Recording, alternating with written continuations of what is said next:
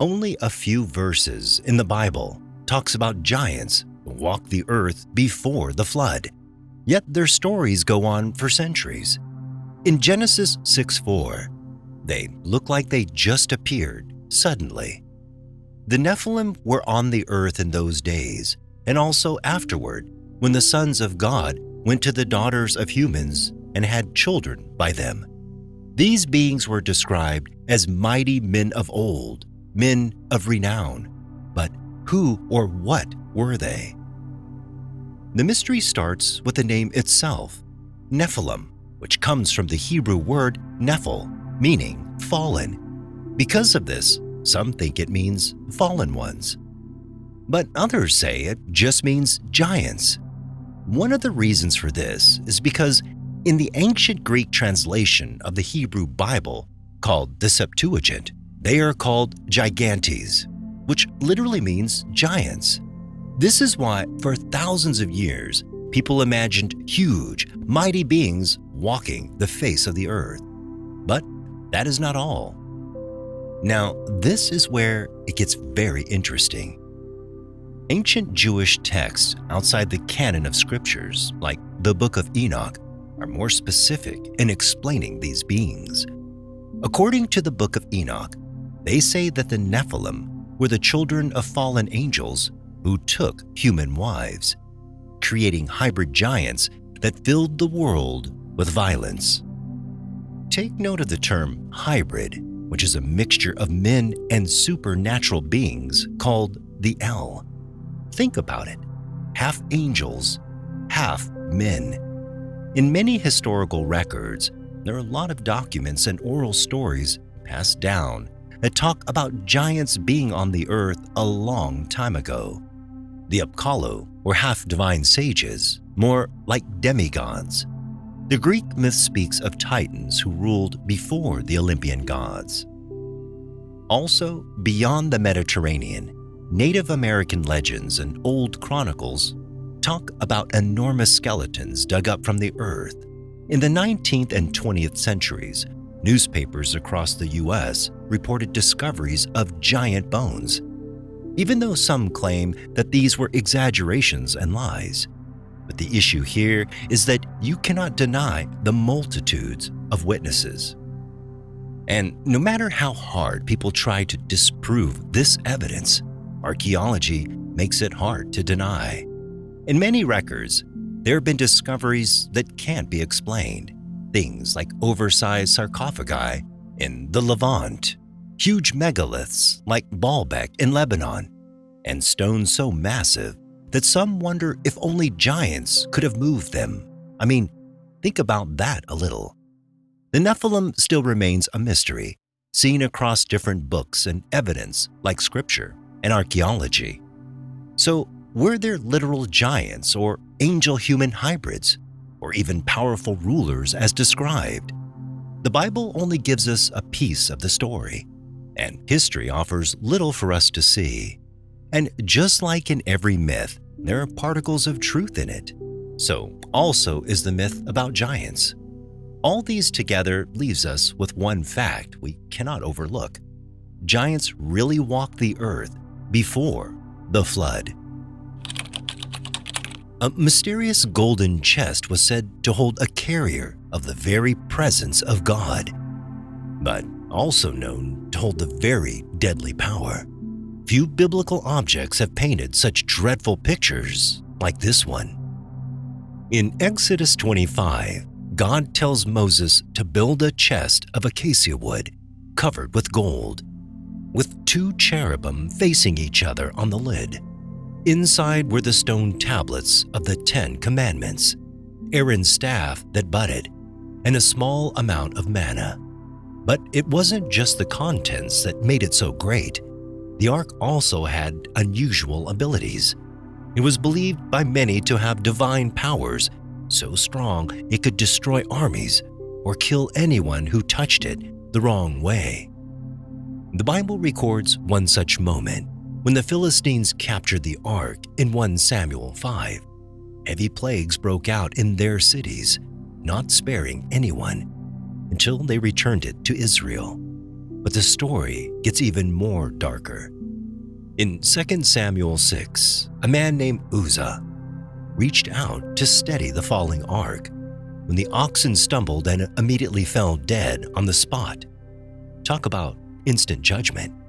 Stories like this made the ark a scary object. But that is not all.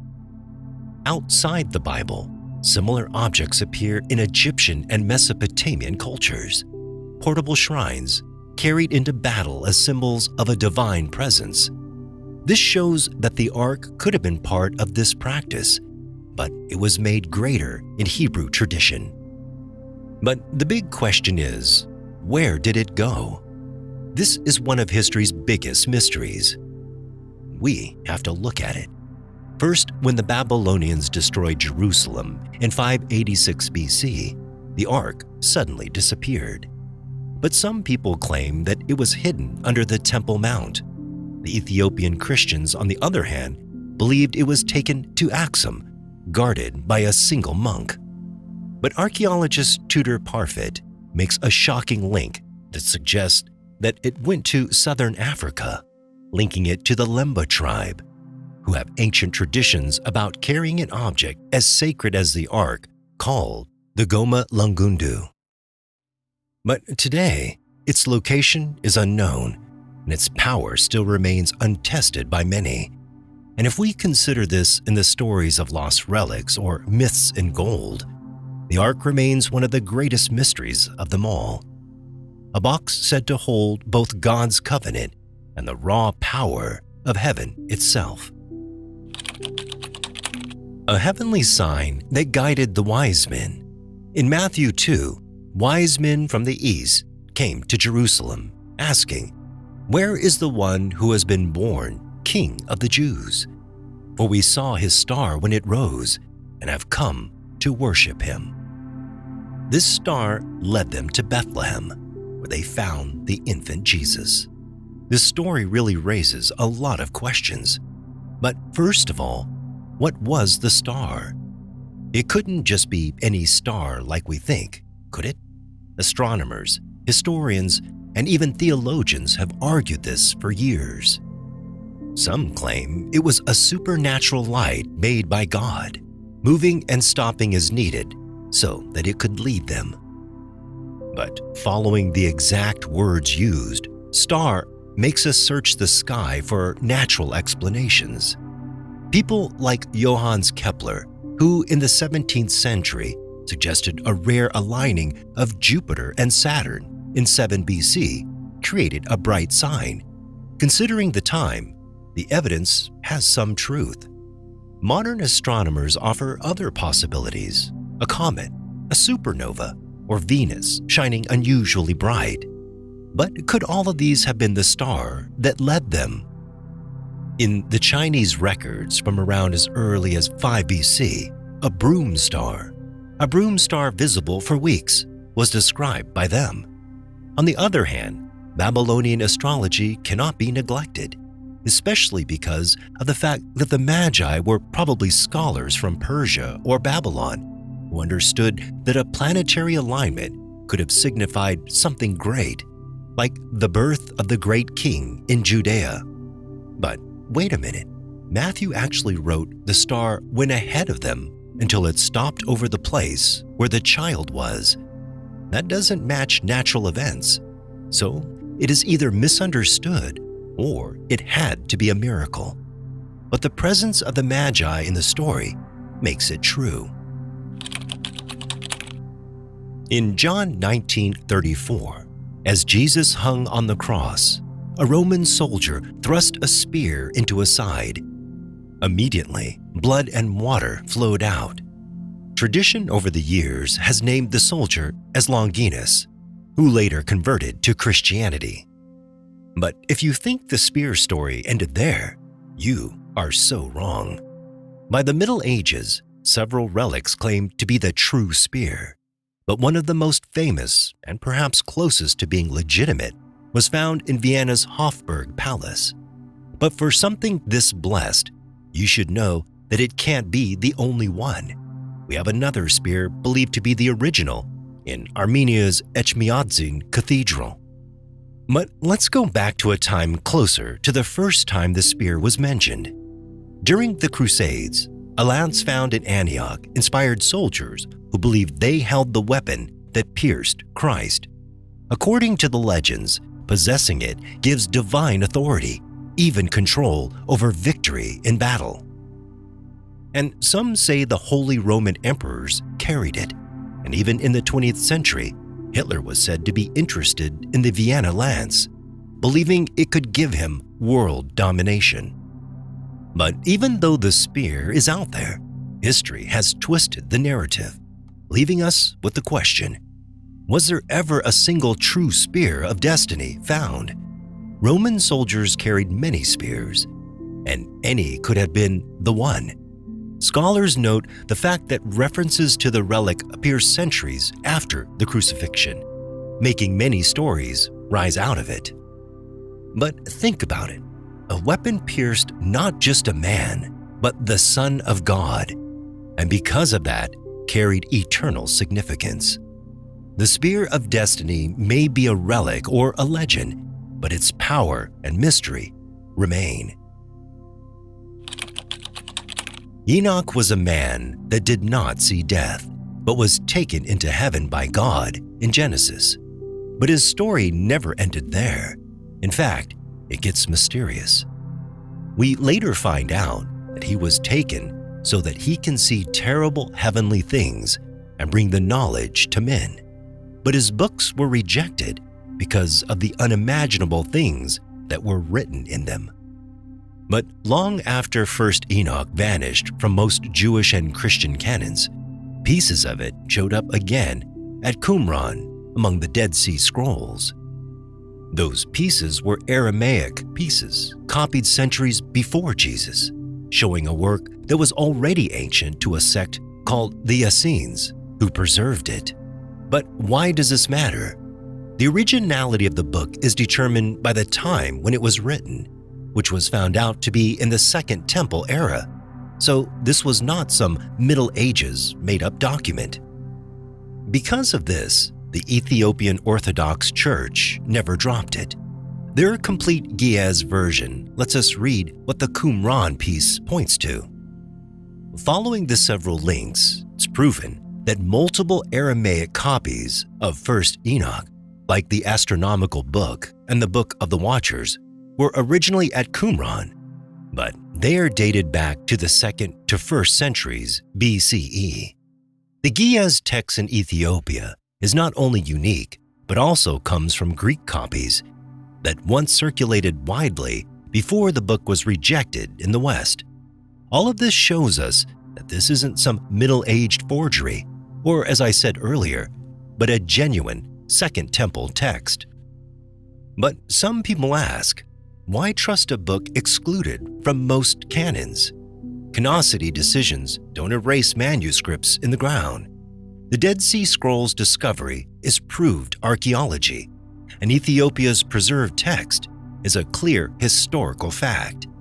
Even critics admit First Enoch influenced early Judaism and Christianity, like Jude 14 through 15. So the question can't be, does First Enoch originally exist? But how authoritative is it?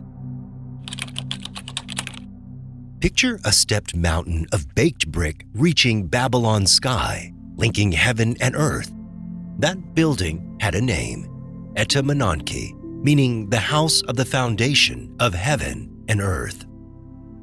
We don't have to guess when it comes to this. Babylonian temple lists and inscriptions talk about this. The Isagela Etamananki complex was restored by Nebuchadnezzar II, and the ancient descriptions match a huge ziggurat that has been traced and seen by archaeologists. So when Genesis makes mention of a tower with its tops in the heaven, it is describing Babylon's real-life temple architecture and not some fictional story. We see more proof of Genesis 11 in other ancient historical documents. For example, stories of language confusion aren't unique to Genesis. Sumerian literature, like Emerkar and the Lord of Aratta, talks loudly about the idea of a single language scattered by divine action. Yes, it is literally the same story, shaped by different cultures. And even though scholars still argue about the exact height of Etymononke, the existence of the ziggurat and its claim is solid. Livius's records and Britannica confirm the story as Babylonian urbanism rather than as a fairy tale. If Genesis compresses teaching into narrative, it's most likely compressed a real building, built in brick and clay, in the same narrative of a tower whose top reaches the heavens, and we have only a mark in Babylon's dust as proof for it. After the exile, the people from the south, whose capital was Jerusalem, returned, but the northern tribe vanished into thin air. Today, Israel is filled with non-Israelites, leaving the big question here: where did all the northern tribes go? Based on past records, the Assyrians were known for deportation as what they did and boasted about it in stone. Sargon II's annals describe the fall of Samaria and list 27,290 deportees. Note that this was a ledger entry, not a sermon. Other records explain the policy: empty conquered lands, resettle them with foreigners, and dilute identity. This was really cold, but that is not the only proof. 2 Kings 17's description of the mixing population matches Assyria's own claims. At this point, history and the Bible come together. So where did they go? If we go back to trace it, we will most likely land in distant communities like Bene Israel in India, Beta Israel in Ethiopia, and so on. But memory isn't proof enough. Genetic studies of Indian Jewish groups show some Middle Eastern ancestry, matching a partial Jewish origin plus long South Asian residents. Beta Israel shows clusterings with local Ethiopian populations and mostly African maternal lines, suggesting either ancient Jewish people in East Africa or a small group of them marrying locally. What's certain is that the method of disappearance was deliberate and recorded, and the cultural results are explained historically. The use of migrant communities, conversion, and identities rebuilt under empire. The lost tribes mystery becomes clearer when you see how Assyria erased and mixed peoples and how memories of Israel survived. The story points to the linen cloth that was seen folded when the disciples of Jesus entered the empty tomb. The linen reappeared, and this time with more mystery. Many years after it was last seen, a linen cloth over 14 feet long with the faint image of a crucified man was found years ago. Many believe it is Jesus' burial shroud. The image shows wounds like crucifixion, blood on hands, feet, and side, and marks on the back. It was first clearly seen in the 14th century in Liry, France, but it had appeared earlier in Constantinople under the Roman Church rule. Later carbon dating in 1988 suggests an ancient origin. Some others brought up claims that the tested fibers came from a repaired part, but forensic analysis makes it more factual and interesting. Bloodstains are type AB, which is rare. The image was only revealed in 1898 by Secondo Pia and was very impossible for a medieval forger. Another proof was the pollen grains found in the fabric. They were traced to be from the Middle East, and although some facts about the shroud's exact time do not align for now, it still stands to be the closest physical trace of the resurrection. And till now, the shroud remains one of the most studied relics on Earth that forces a confrontation between faith and history, where there's an answer. The Israelites had murmured before God for days, and God decided to send them food straight out of heaven, but not without a little mystery. When they see it, it's not like anything they had ever seen. Imagine a food that was so strange that it made ancient people ask, "Mon who?" and "What is it?" The book of Exodus describes it as something small, flaky, gathered at dawn, sweet, and gone by noon, yet enough to feed a whole camp. There were foods made for the desert especially, but what was it really? What was it made of? In some Christian arguments, they claim that this was bread from heaven, but even Jesus does not agree with that. In John 6, Jesus said it was not the bread from heaven. So does this mean that manhu can be seen around? According to speculations, there are many things that fit this description with every minute detail. For example, in the Sinai and Negev, tamarisk trees host the tamarisk manna scale, called the Trabutina mannipara. In peak season, these tiny insects excrete honeydew that crystallizes into flakes, and locals have collected it for centuries. Britannica notes this, and even today, Bedouin gather similar sweet crusts called man. It closely matches the biblical details of sweetness, early gathering, and melting in heat. Another option that seems to fall after desert winds, manna lichens, like Lecanora esculente, that break off in sheets and go around in the desert, forming edible food that is used as famine food. 19th and 20th century naturalists recorded this from Anatolia to Central Asia and pointed out that the locals baked the lichens into cakes. This is literally what was described in the Bible, including the instructions to grind and bake, as said in Numbers. This stands to look like the exact meal that they ate, giving a real-world description to a miraculous story. Scientists have debated manna for over a century. Nature discussed it in the 1930s, and philologists like Paul Haupt compared biblical descriptions to tamarisk sugar. But the mystery isn't fully solved, especially because of the timing, scale, and consistency described in the Bible. Let us turn now to Eden, where the serpent waits. The talking serpent meets Eve and talks to her, and that single conversation causes the biggest problem in mankind's history, which had to take the death of the Son of God to undo. The Hebrews called this mysterious serpent Nahash. In the ancient Near East, serpents were never just animals. They were charged symbols, guardians, and wisdom givers. They had a lot of symbolism to them, and sometimes they had multiple symbols given to them at the same time. In Mesopotamia, the Ningishzida had serpents from his shoulders. In Egypt, the Urias, a rearing cobra, crowned pharaohs with divine protection, represented by the goddess Wajet. Museum pieces, inscriptions, and references show this across many generations.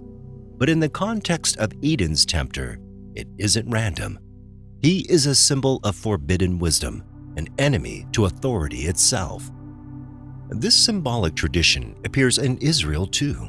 Moses lifts a bronze serpent, the Nehushtan, for healing, only for Hezekiah to destroy it when it becomes used for idolatry in 2 Kings 18:4. The Bible itself shows that the serpent stands between cure and corruption. The records of serpent symbolism from Mesopotamia's dragon serpents to the global Ouroboros confirm the reality of the serpent, which brings immorality, renewal, and hidden knowledge. But Eden's story twists this familiar knowledge, showing us a real creature that brings impure wisdom. But was this serpent real? Proof of a literal talking snake. Outside the Bible, it isn't seen, but that does not deny its existence.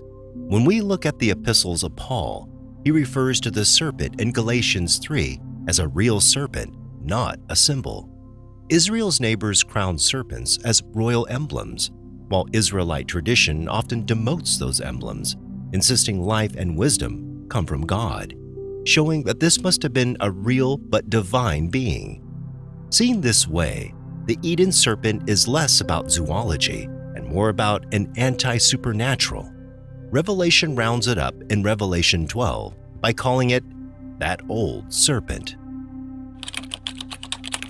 Imagine being led in a desert by something so supernatural yet very visible. The pillar of fire at night and the cloud by day were guides for Israel's journey from Egypt. Exodus 13:21 through 22 shows that it doesn't just give them directions, it gives them a presence that moves ahead, a presence that is visible. According to the text, the image works on two levels. First, practically by guiding him through the harsh desert, and secondly, based on the lesson, it showed God actively protecting them. Historians ask if this was just a story or if something real inspired it. But the genuine question would be, what did the cloud look like? Some people have suggested natural explanations. Some explain that the pillar was something that was available in nature in their days, a column of dust or steam that looked like a cloud in the day and glowed at night from reflected light. That was one way to look at it. And just like popular knowledge shows us, God used things that were available in their days to reveal himself, like the burning bush and the stairway whose top reached the heavens. This means that the pillar of cloud was seen and known in their days. Scientists link the pillar of cloud and fire to volcanic activity, with smoke and fire appearing as clouds and fire to ancient people. The volcanic idea shows up in the popular idea that connects Bronze Age disasters to local events. But this time, it wasn't just natural, it was miraculous, used to describe God's presence that is visible. The tradition of their days, like the ancient Near Eastern art and books, shows gods appearing as columns or rays. But Israelite tradition presents gods walking with the people. That makes a huge difference and shows God's covenant care. Few biblical scenes have caused as much curiosity as the crossing of the sea. The children of Israel are at the end of the rope, the Red Sea is before them, and the Egyptians, hungry for blood, are behind them. And then Moses, by God's power, does the most unbelievable thing in history. He splits the sea. What a sort of deliverance. But was that ever real? First, the Hebrew phrase, which is Yam Suf, reveals something deep that we have long overlooked. It is translated as Sea of Reeds. This singular change causes a big shift to the story, taking our eyes from the deep Red Sea to marshy, reed-filled lagoons. Modern studies of geography and ancient place names clearly support this, and studies show that shallow, vegetated waters act very differently under strong winds than open seas. Water depth would definitely change how the crossings would happen and how people would experience the event. But that is just one way to look at it, because even though scientists suggest that strong winds can push back shallow water, as seen in a test made by Carl Drews using fluid dynamic models in parts of the eastern Nile Delta, there is still one fact that can't be overlooked, and that's the part about the horsemen and the chariot being covered by water, because they couldn't all have drowned in shallow water. So it had to be, as it had been believed, a miracle. Just the imagination of passing through a sea that's as deep as anything is really unbelievable. But something that cannot be denied is that these miracles used what was around in nature in their days. So it might have been a tsunami, but even tsunamis can't last that long for more than a day until all the children of Israel could pass. But that's why it is a miracle. Now, even though archaeologists are yet to find any substantial evidence, there's still some evidence that points to the reality of this event in the records, especially as some other book records all the events surrounding it, especially the non-Bible record of all the plagues that happened in Egypt then. And even though many scholars treat this story as a narrated story full of exaggerated facts, one thing that cannot be denied is its presence in many history books. Another king that did not know Joseph is born, and he makes the Israelites slaves. Moses, a mistaken son to the Pharaoh, commits treason and escapes out of the land of Egypt. But he later meets with God, and he's sent back into the land with a simple rod and one message for Pharaoh: let my people go." Pharaoh refuses. It begins the dreadful plagues that haunts Egypt for days. The 10 plagues of Egypt happen like a carefully planned story that keeps getting worse and worse. Water turns to blood, frogs appear, then lice and flies, followed by livestock disease, boils, hail, locusts, darkness, and finally the death of the firstborn. Each one, when considered properly, had its purpose, which was generally to bring down Egypt's order and gods. The clearest is the plague of darkness.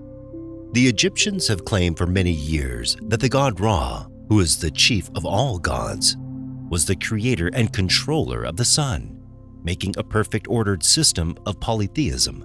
But for days, Ra was powerless against Yahweh, who brought darkness over his lands. But are all these events of the plagues true? Scholars have wondered if real environmental events might explain the multiple plagues, and research has offered testable ideas. One theory connects a toxic algae bloom to fish deaths, turning water red and low in oxygen, which in turn forced frogs to leave the water. This in itself is a good trigger for insect outbreaks, which would spread disease that would kill livestock. Other theories point to volcanic ash, like from Santorini, which has also been suggested as a curse. This would disrupt the air, climate, and ecosystems, a complete match to some plague descriptions. But the big question still remains: did it really happen? Did a plague like hail falling from the sky for days really happen? The Egyptian texts give proof to this. The Eye-Pure Papyrus, a lament, describes chaos and problems with the river. And even though we can't call it a first-hand account of the plagues, it shows the Egyptians' records of the disaster. On the other hand, an outbreak of an epidemic could cause a whole bunch of the plagues. The epidemic could be caused by climate shifts or even Nile floods, pathogens, and human-animal interactions.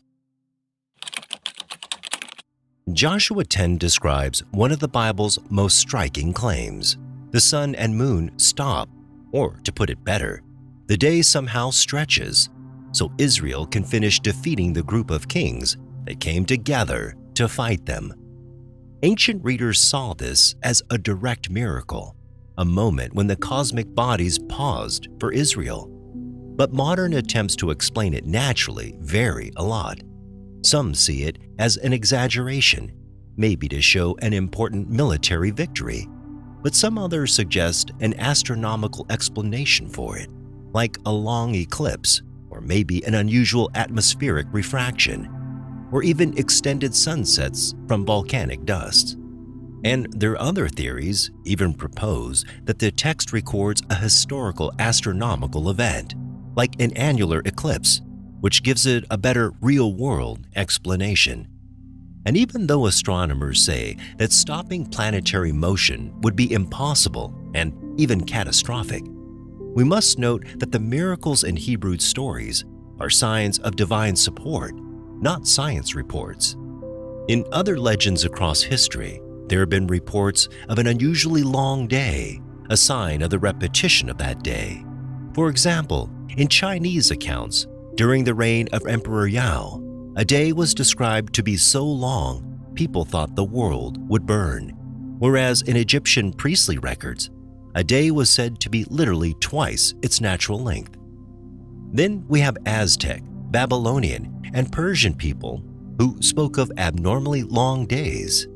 These must have been the same event or repetition of that canonical event in history. So the history books say it all. The event of Joshua's long day must have been very real.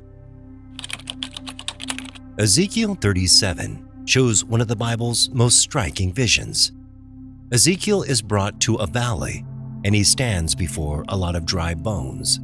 Then God commands him to prophesy, and he does. And immediately something frightening happens. The bones join to their other part, and after that, the bones are covered with flesh and receive the breath of life. and a valley full of dry, lifeless bones suddenly becomes a living mighty army. For Israelites exiled in Babylon, this would have been both scary and hopeful. But there is something many have not considered. Were they really symbolic, representing Israel's restoration after exile? Because this kind of literal imagery raises a lot of questions. Could the observer, Ezekiel, have experienced visions or a spiritual translation interpreted as divine messages? Because something consistent in Ezekiel's vision is that he was carried to literal places. For example, in Ezekiel 3:14, Ezekiel was carried by the Spirit to the captives at Tel Abib, and then Ezekiel 8:3, he was carried into a vision to the north gate of the inner court of Jerusalem. These consistent examples prove that Ezekiel 37:1, I was brought to a literal place.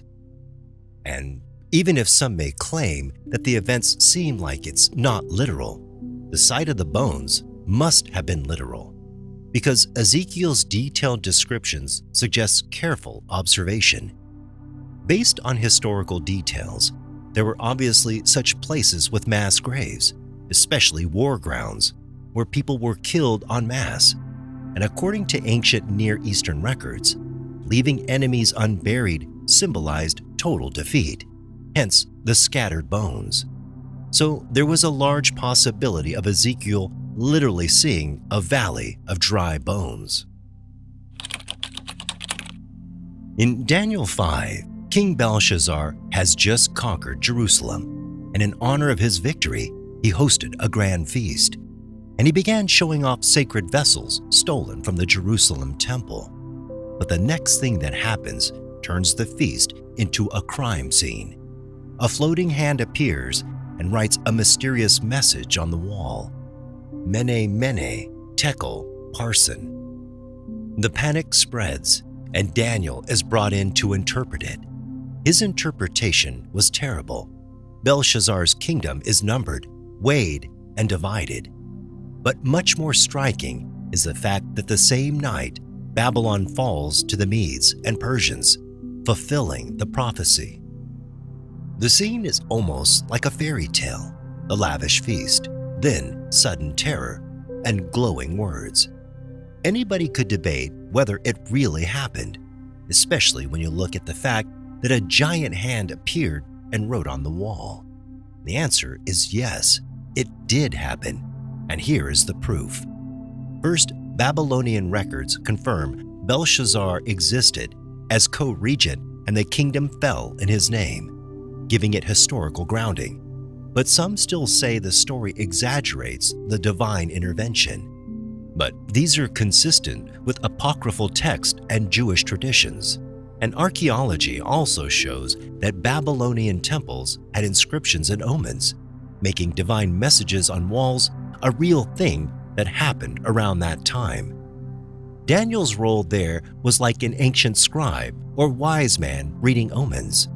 The fall of Babylon confirms the prophecy, making it a real event. Numbers 22 tells one of the Bible's strangest stories. Balaam is riding to Moab on his donkey, and the animal begins to act out, not wanting to go forward, and he starts whipping the donkey until the most unbelievable thing happens. The donkey suddenly talks, complaining about the mistreatment and showing him that an angel is blocking the path. But Balaam goes ahead to even argue with his donkey. Imagine if that were you.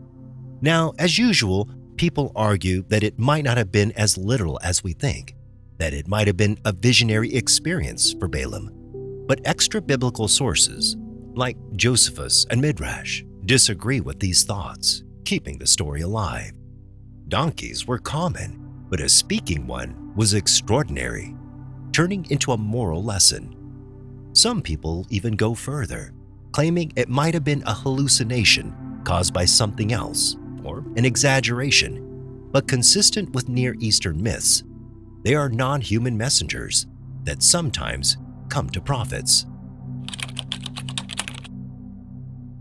In Daniel 3, King Nebuchadnezzar had made a graven image and had commanded all people under his empire to bow to it, and gave consequences that if anyone does not bow to it, he will be thrown into the furnace. But Shadrach, Meshach, and Abednego refused to worship King Nebuchadnezzar's golden idol. Then the king orders them thrown into a furnace heated 7 times hotter than usual. Everyone expects death, but what happens is the opposite. They are seen walking into the furnace, but the story goes deeper. They see a 4th person that looks divine standing with them, and when they are brought out, they are completely unharmed. So, as usual, how true is this? Now, it is true that the Babylonians made use of advanced furnaces, so this proves something about the record. But surviving that heat would be impossible. However, other non-Bible sources, like the Talmud, talk about the 4th figure confirming the miracle. Archaeology shows that ancient furnaces could get very hot, but not enough to explain the story physically, making the miracle central to the story. Isaiah tells, and 2 Kings repeat, that God did something unexplainable. Hezekiah is sick, and God tells him that he will recover, and God asks him to choose a sign. And he asks that the dial of Ahaz move backwards, because that is impossible, and it does. Yes, this might look minor, but what just happened there is like saying the earth stopped and rotated backwards. And yes, it has a bigger implication on the earth in general. At first, this is a public, datable sign confirming a prophecy. But the issue here is not the question or whether people back then believed the earth stopped. They clearly did. But whether there is a clear and understandable explanation for it that can be better accepted as a real event. First, we have to look at the authenticity of the record. This story shows up in several books of the Hebrew Bible, and there are variant readings in early manuscripts, including ones found after the Dead Sea Scrolls, which contain undiluted records of the original Hebrew Bible. And the records show that the tale circulated in independent traditions before it was fixed in the original Hebrew text, which makes it more likely that this was a public, memorable sign rather than a later addition. Also, in the tradition of those days, royal inscriptions and omens in the Near East often link unusual sky events with political happenings. Rulers recorded comets, ellipses, and other signs because these events showed divine favor or judgment. And Isaiah's story fits right into this pattern. A king is sick, a public sign appears, and witnesses are present. This makes it believable as a report of a real event. But what about scientific explanations? The appearance of the shadow moving backward without stopping is still created, especially by strong atmospheric refraction, maybe caused by volcanic ash or other simple phenomena. And could changing how the sun looks make shadows seem to reverse? Whether seen as a miracle or an unusual natural event, the report describes something extraordinary that people remembered. Its survival in multiple texts suggests that something this unusual really happened. Because scholars who study old texts argue that when multiple sources from the same period report a strange astronomical sign, the most likely explanation is that an unusual sky or atmospheric event was actually seen. The story of Goliath is one of the most favorite stories of the Bible. Now, some people might think that Goliath was a tall man, but guess again. The measurement given in the Hebrew Bible, when interpreted in today's measurement, does not describe an unbelievable height. The Bible describes him as very big and mighty, which makes many ask where his bones are. But archaeology gives us another perspective. What does the city of Gath tell us about why someone like him would be remembered? The excavations at Tel Asafi, the likely site of biblical Gath, found massive walls big buildings, and evidence of a major Philistine city in the Iron Age. The scale of the city and its architecture show how stories of extraordinary warriors or unusually tall or strong leaders can turn into a figure like Goliath. The archaeology findings show us real-world proof of the giant Goliath. Compared with biblical records of Joshua's war in Joshua 11:21-22, where it was stated, Joshua had killed all the giants in Canaan, but there are still giants in places like Gaza, Ashdod, and Gath. So Gath was a place where massive humans were seen, and the archaeological excavations confirmed this. There are also texts and other sources that show the Philistines were feared by nearby cultures. The story of single combat with a huge champion shows a city versus city war and the threat from a great warrior. Excavators say Gath's enlarged environment shows that the tales of giants were real. The beast paints a picture of a monster with many heads, covered with impenetrable skin that breathes fire and smoke and dwells in the sea. Imagine such a being. Today, it sounds rather symbolic to us, but back then, these creatures were seen as real beings, sometimes described as being divine in nature, and they were often linked to real sea experiences and myths from the Near East. For example, the Ugarit and Mesopotamian texts have similar sea monsters, like Lotan and Yam, fighting storm gods. These consistencies show that Leviathan is part of a common myth, told by people who lived in or around the sea. In the Hebrew Bible, Leviathan's defeat still keeps its danger alive. Ancient sailors' records sometimes describe huge sea monsters as large as whales or very large squids. This might look like claims, but in all the myths put together, there is always a touch of truth. And the truth in this case would be the existence of this creature called Leviathan by the Hebrew Bible. Leviathan also shows up in prophetic texts, defeated by God. Different cultural stories also support the historical origin of this creature, and the similarity of the stories, especially how it was defeated, shows that this might be the same creature with different names, confirming its likely existence. Job describes a beast with surprising details: strong loins, a tail like a cedar, and bones like bars of bronze, also possessing limbs like bars of iron. At first, it sounds like the description came out from a myth, but if you look closely, you can see that this animal looks like an animal that has been obtainable through history. Most experts think Behemoth is a real large herbivore, possibly a hippopotamus or an elephant, animals known in the Near East that were great. The hippo fits many features, living near rivers, enormous size, and a tail that could be described like a tree trunk. The elephant matches some other features depending on the translation. The ancient translations also identify Behemoth as a real creature, not just a myth. But looking closely, the description speaks of something greater, a very mighty creature known only by those in the early days of Job. It's like the land counterpart of the sea monster Leviathan, although it's not seen as a rival to God.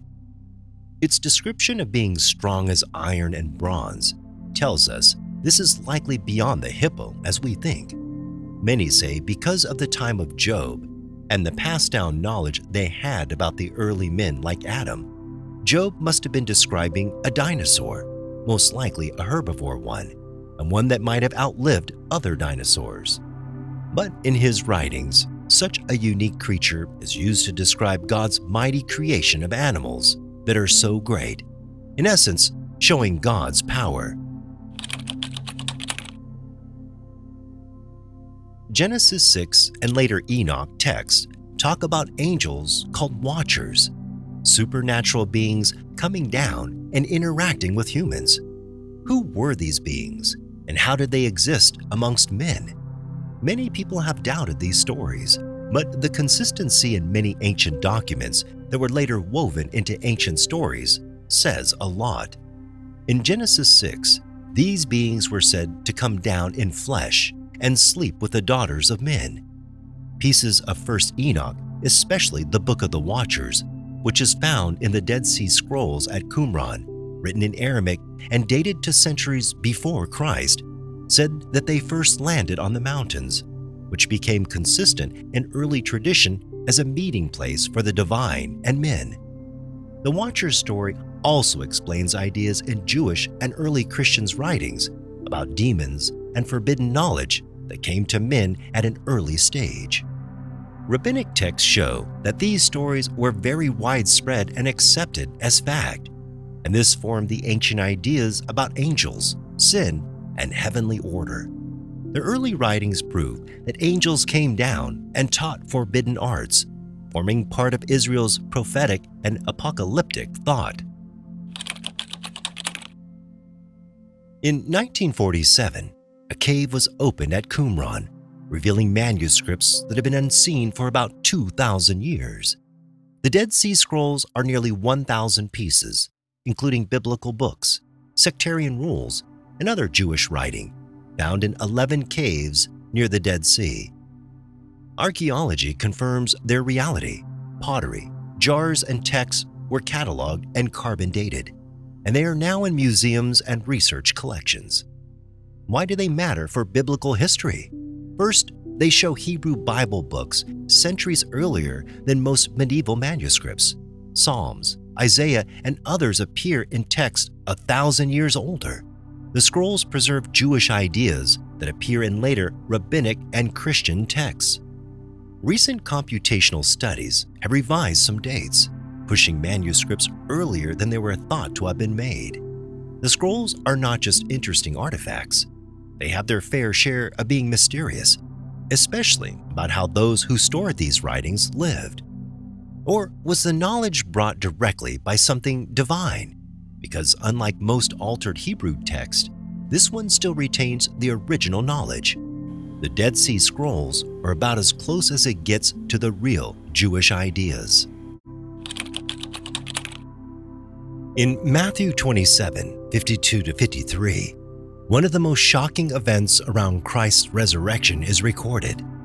Tombs opened, and many holy people who had died came back to life. They showed up to 2 people in Jerusalem after Jesus rose. Imagine the city streets suddenly filled with people who had been buried long ago, walking among the living. But the mystery doesn't just stop at the people that rose from the dead, but also at how the witnesses reacted. The thought of it scares you and makes you ask questions. How could there be multiple resurrections? Were these temporary appearances or visions seen as real? But to a Jewish person, the reaction might have been different because this was consistent with their stories of resurrection that were accepted in prophecy or legend, and the way it was written showed it was a real event that many witnessed. Historians like Josephus talk about Jewish expectations of bodily resurrection. There's no archaeological proof that tombs actually opened, but the historical context makes the story undeniable. And another way this single account may be proven is through the other signs that followed. For example, there were archaeological studies made from Dead Sea sediment, studies showing that there was seismic activity near Jerusalem around 33 AD. Other studies made by Amos Nur showed that a quake happened around then. This clearly foreshadows the resurrection of saints, which remains one of the Bible's scariest and most unbelievable mysteries. The story of the flood in Genesis 6 through 9 ends with a striking note. And the ark rested in the 7th month, on the 17th day of the month, upon the mountains of Ararat. Genesis 8:4. The description of the ark shown to us in the Holy Scriptures, especially when God gave Noah instructions on how to build it, shows us that it was a massive and beautiful structure. And for centuries, people have searched the top of what is now Mount Ararat in Turkey, convinced that Noah's Ark might still be trapped in ice. The reports of seeing the Ark go back to at least the 4th century. Early church fathers like Epiphanius said the Ark was still visible, and in later years, Russian soldiers in the 1800s, Armenian villagers, and American explorers all reported seeing wooden structures in glaciers. Also in 1916, Russian pilot Vladimir Roskovitsky said he saw a massive ship-like shape on the mountain after floodwaters melted some ice. Then in 2010, a team of evangelical explorers from Hong Kong claimed they found large wooden chambers 13,000 feet up, dating the wood to about 4,800 years old. Beyond the Bible, there are Mesopotamian flood stories, like the epic Gilgamesh, which talks about a man named Utnapishtim surviving a great flood in a vessel that rested on Mount Nesser, not far from Ararat. There is also archaeological evidence of massive floods in the Near East around 2900 BC. This might be proof of the flood and Noah's Ark. And even though people argue that no real remains of Noah's Ark have ever been seen, still, reports across cultures and centuries prove that it had to be out there, that there is something extraordinary that can be hidden high in Ararat's frozen peaks. Exodus 12 tells the story of the 10th and final plague of Egypt, one of the Bible's most frightening moments. The story speaks of a being that passed through the land at midnight and killed every single firstborn from Pharaoh's heir to the child of the prisoner in Egypt. It was called the Destroyer in Exodus. Its sole purpose was to kill, and the only way it didn't carry out its work on the firstborn of the children of Israel was by rubbing blood on the doorpost, a sign of atonement, proving its identity as the destroyer. But who or what was this destroyer? But the Hebrew text switches the descriptions. In some verses, the Lord acts. In others, the destroyer or angel of death passes through the land.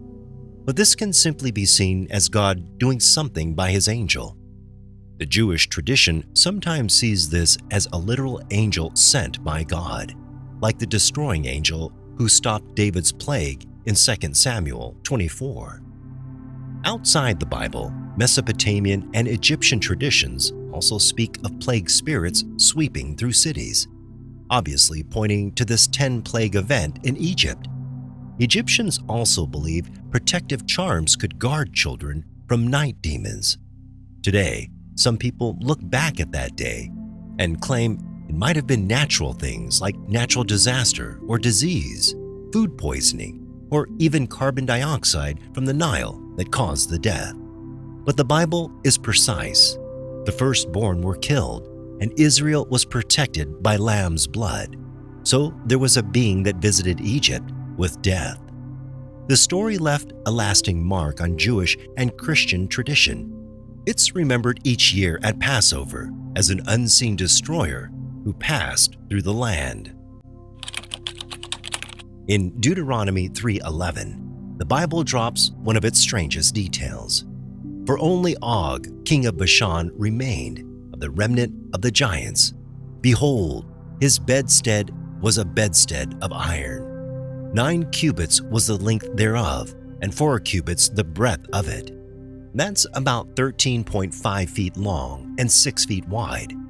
Imagine sewing a man that large. Who was Og? Oh, he was the king that ruled Bashan, a fertile region east of Jordan. The Bible calls him one of the last of the Rephaim, a race of giants. When Israel fought him, they miraculously defeated him despite his huge size. His massive bed, reportedly kept in the Ammonite city of Rabbah, was shown as proof of his stature. The specific description was made like a documentary to prove the legitimacy of the giant. And Jewish traditions add to his legend, saying he survived the flood, which is not provable and doesn't make sense. Because Og was not one of the Nephilim were much mightier than what was described about Og, but his existence was very real. Even outside the Jewish knowledge, there were similar figures in Near Eastern myths that were like the giant, like Gilgamesh, the giant warrior king. And even though some think Og could have been a very tall warrior remembered as a giant, archaeology puts those doubts out with the discovery of oversized tombs in the Levant, sometimes called dolmens of the Rephaim, hinting that stories of giant rulers could have historical basis. Og stands as the only recorded one of these Rephaim from Moses' wars. He was a king with a bed too large to believe, remembered as the last giant. When the Israelite spies scouted Canaan in Numbers 13:33, they came back terrified. We saw the giants there, the descendants of Anak. We seemed like grasshoppers in our own eyes, and we looked the same to them. The Anakim, sons of Anak, were remembered as large humans who scared Israel. The exclamation that they were like grasshoppers tells you how mighty these men were. They are linked to the Nephilim, suggesting they are descendants of the leftovers of that mysterious race of giants before the flood. Ancient Jewish texts connect them to the Rephaim, giants who lived in the land. Archaeology also proves the existence of these terrible men in the Hebron region, where the Anakim lived, which has massive tombs and walls so huge that it was clear to later generations that giants must have built them. Egyptian records also mention Anakim. Pharaohs of the New Kingdom wrote about campaigns in Canaan facing very tall and large warrior tribes, confirming the story of Moses and Joshua. Surprisingly, the Bible tells us they were defeated. Joshua drove the Anakim from the hill country, though some survived in Gaza, Gath, and Ashdod, Joshua 11:22. Centuries later, Goliath of Gath is sometimes thought of as one of their descendants, a living echo of the Anakim. The Sons of Anak are a real part of history, and even though people disagree, the records and discoveries show that giant men walked the face of the earth even after the flood. In Genesis 14, a very strange figure appears out of nowhere called a priest of God. In a time when we thought Abraham was the only one that knew God, this strange man was called Melchizedek, king of Salem and priest of God Most High. He blesses Abraham and receives a tithe from him, then disappears from the story, only to show up again in Psalm 110. You are a priest forever, in the order of Melchizedek. Whoever this person is connected to this prophecy, and we would have to find out. But before that, we must know why he is so mysterious. Unlike other figures, Melchizedek clearly looks like someone that has no genealogy, no family, and no birth or death. Now, what of a case where his genealogy was not just displayed? That's a case to consider, but something to remember is that after the old world from Noah's descendants that built the Tower of Babel, all nations were scattered and did not know God. So God chooses Abraham as his sole covenant partner. But all of a sudden, this man comes out of nowhere claiming to be God's priest. This idea drives home the fact that he had no father or mother. The book of Hebrews in chapter 7 calls attention to this, calling him a man without father or mother, without beginning of days or end of life. Ancient Jewish texts try to explain him. For example, the Dead Sea Scrolls from Qumran describe Melchizedek as a heavenly deliverer that announces the final Jubilee. Some rabbis claim he was from Shem, Noah's son, still alive during Abraham's time. But whoever he was, he did not act like he was just another man. Could this Melchizedek be someone from the past generation that knew God, like Enoch, who never died?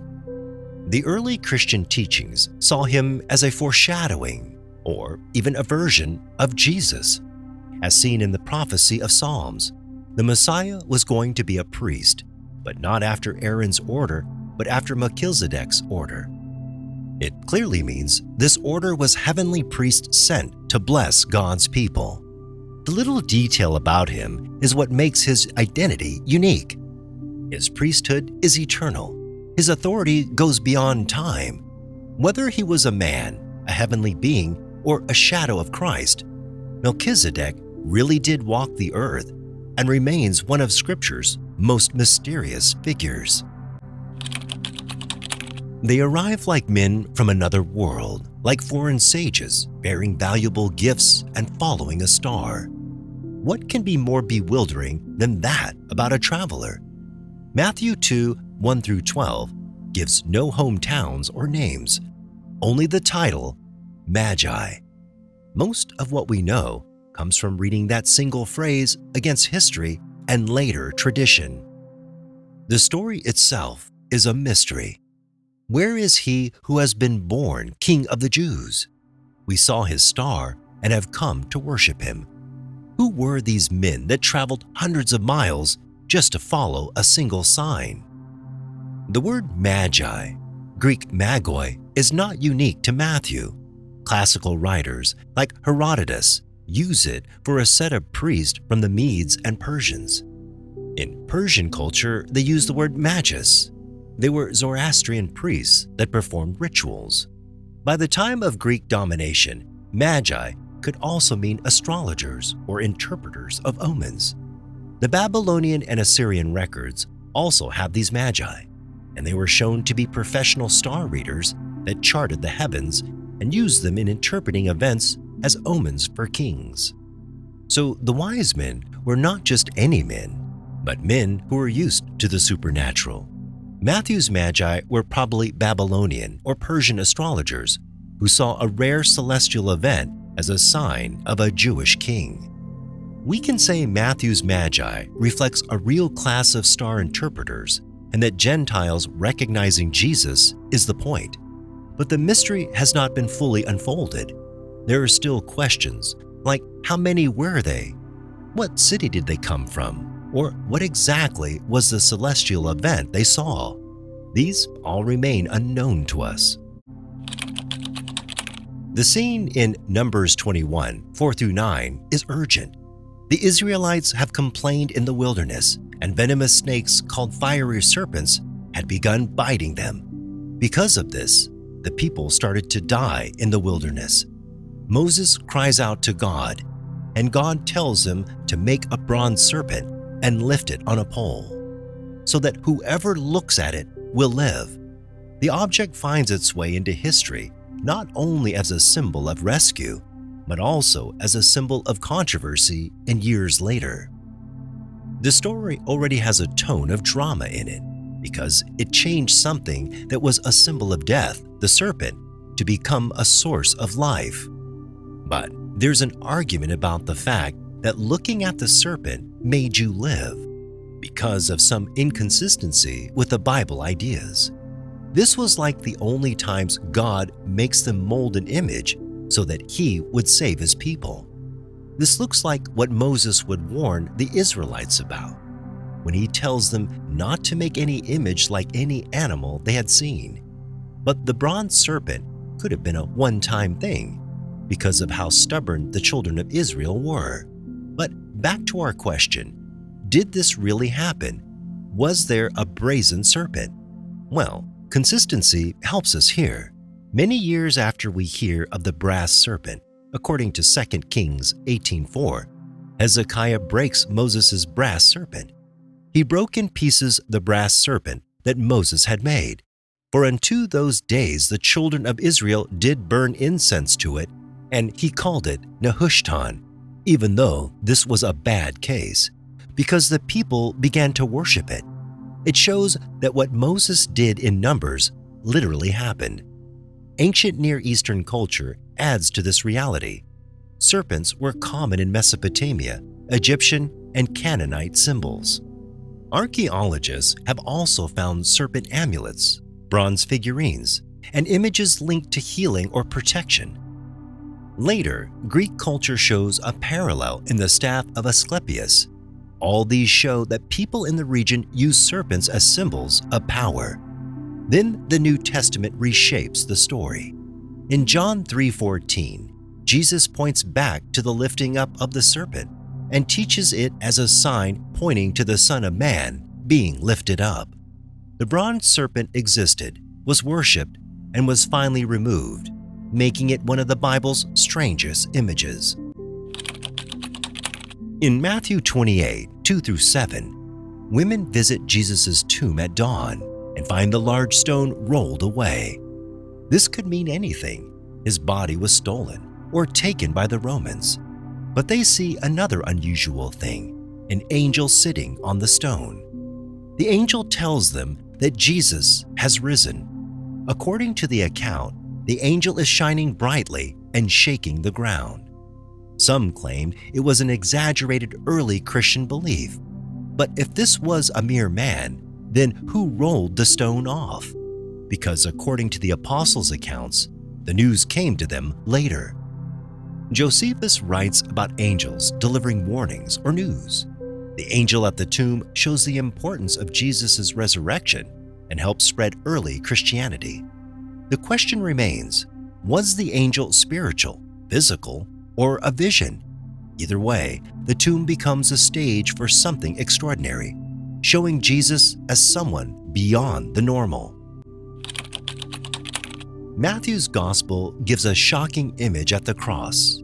At Jesus' death, it was said that the earth shook and the rocks split. Tombs also were opened. It is the usual supernatural story, showing nature itself reacting to the death of the Son of God, but it raises questions. But the story goes even deeper. There was darkness and the temple veil being torn from top to bottom. But it gets more interesting when we add the centurion's confession. All these, together with the earthquake, are like indirectly giving out signs that this was the Son of God. But did all of this ever happen? Scholars argue two things. Historically, did an earthquake happen at the Crucifixion around AD 30 to 33? No Roman or Jewish records confirms it. But then there is the writing of Thallus that mentioned that there was darkness at the time. The scriptures obviously support this, as earthquakes were caused by God's presence. There is very limited archaeological evidence. However, there were archaeological studies made from Dead Sea sediment, studies showing that there was seismic activity near Jerusalem around 33 AD. Other studies made by Amos Nur show that a quake happened around then. But the natural explanations, as it was shown in Matthew's account, suggest a small local earthquake that wasn't noticed outside the city. Hence, there is not much historical record of an earthquake. But the Thallus record, coupled with the archaeological proof, shows us the unusual event that took place at the crucifixion of Jesus, proving how real it was. Please like and subscribe to get more stories like this. I'm Mickey V. Have a great day.